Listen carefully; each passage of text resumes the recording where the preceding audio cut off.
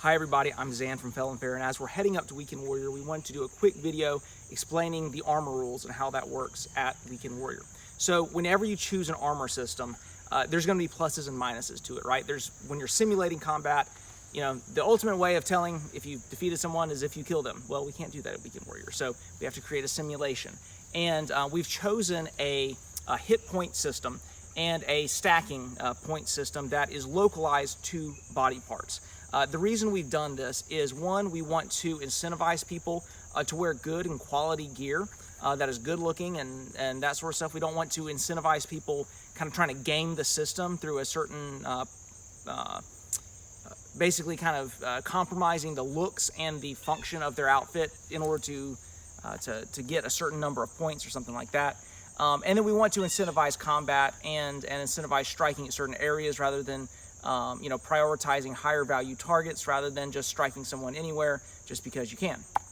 So as we are going through this system, just kind of keep that in mind. Now, when we're in combat, there are 5 or 6 valid target areas. The areas you cannot strike are the groin, the head, and that includes the neck from your muscles right here, your neck and throat up, your hands and your feet. So those areas do not count if they're struck. You are specifically ordered not to target the head and not to target the groin. You kind of can't help hitting hands and feet sometimes, but that's not quite as important. So the areas that you can strike are the forearm and the upper arm, the chest and the back.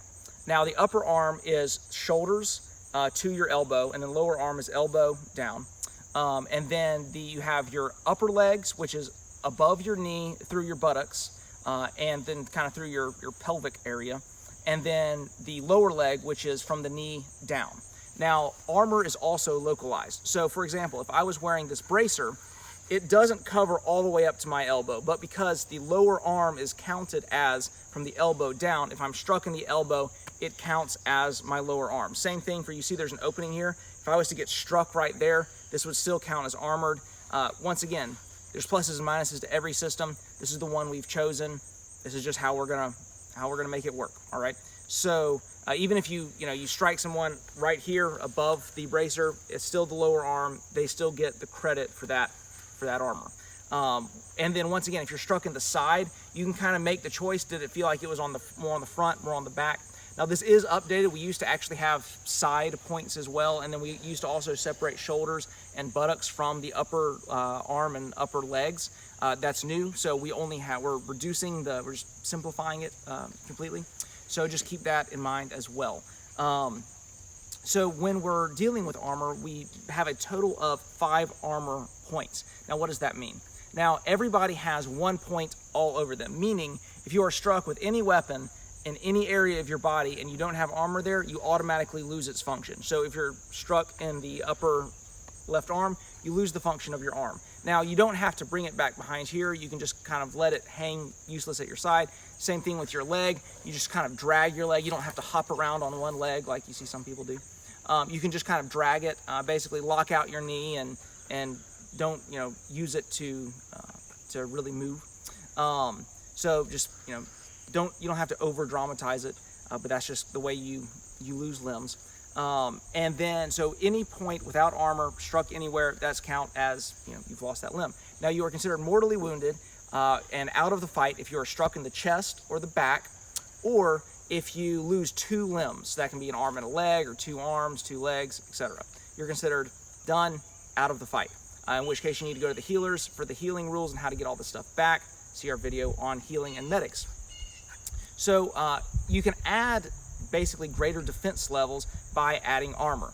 So the max armor points as you can have is 5 armor points. So that's for a total of 6 hits before you're dead on that point.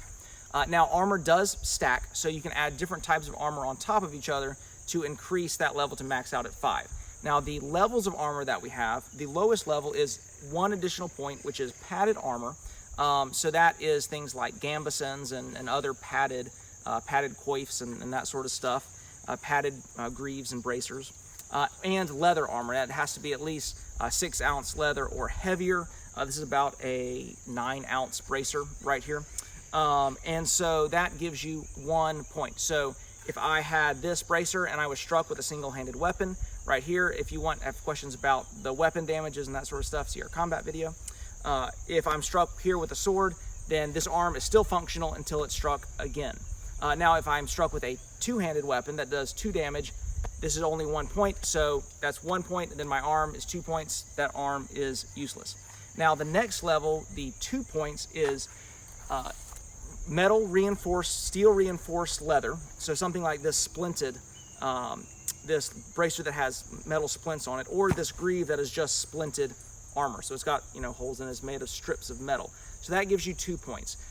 Another common thing that you'll see is like ringed leather jerkins or leather brigandines with metal plates on them. But if there's spaces in between the plates, that counts as 2 points. Now, for 3 points, you get chainmail, which is very simple and very easy to identify.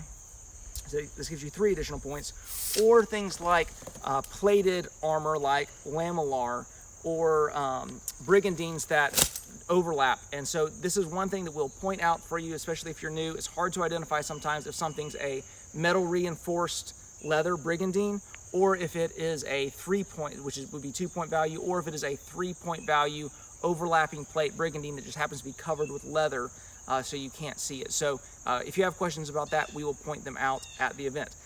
For 4 points, you can have plate armor, so anything that is a solid steel piece of plate. Now, the Kingsmen are the only faction that are allowed to have plate armor. There's some other NPCs and such that will have plate armor as well, but anyway, Kingsmen are the only one that are allowed to have plate, and plate gives you 4. Now, like I said, you can max out at 5. So for example, if I was to wear a coat of chainmail that has a full sleeve and then was to wear a bracer over it, now this is actually a greave, but let's say it's a bracer over it, that would give me a total of actually 7 points, 3 for the chainmail and 4 for the plate. However, we max out at 5, so even if you have 7, you only get 5 points, meaning I could get struck 5 times and still be functional. The 6th strike would mean that arm was out of action. Now, once again, to talk about how we use our different areas. So this down here, I would have 5 points on my lower arm, but my upper arm and shoulder, if I didn't have any other armor, that would still only count as 3 points. So if I was struck 3 times here, on the 4th time my arm would be gone. So 3 times to remove the armor, 4th time to take out the arm. Bracer for the lower part of the arm, it'd be 5 strikes, and then the 6 would be to remove the rest of that lower part of that arm. Now, anytime you're wearing extra armor, that is going to slow you down. It's going to be extra weight and that sort of stuff. So there's always a trade-off. And so think about that. What the scenario is when you're fighting. Is this a scenario where you want to be wearing full armor? Or are you going to be running around for 2 hours and need to be mobile and that sort of stuff? Is it better to wear less armor and rely on your skill to keep you safe, or just the ability to run away? So there's definite trade-offs. A knight who is in full plate armor is not going to be, they could never catch somebody who's not wearing armor, like, for the most part, unless one is a crazy athlete and the other's not or something. But anyway, there's trade-offs, there's pluses and minuses. So if you don't have armor, don't despair. There's a lot of things that you can do. You just have to adapt your training style. Now, if you think you have no armor on, you're going to go toe-to-toe with somebody in full plate with 5 hit points everywhere, odds are you're going to lose. But what the answer to that is, don't go toe-to-toe with them. Go find a friend who's an archer and just take shots at them.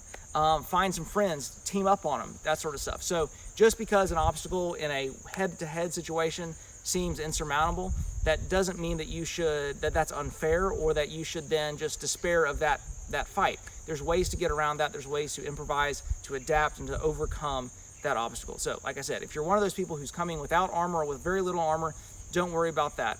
Very few people are actually fully maxed out, and it's very rare that that's actually even necessary, because most of the time, because of the nature of the game, people are moving a lot. They're traveling and stuff, so you don't want to be wearing full armor anyway. If you have any questions, ask your faction leaders. They have the answers to these questions, or ask any of the NPCs and staff. They should be able, if they don't know the answer, they can direct you to the right one. We look forward to seeing you at Weekend Warrior. See you then.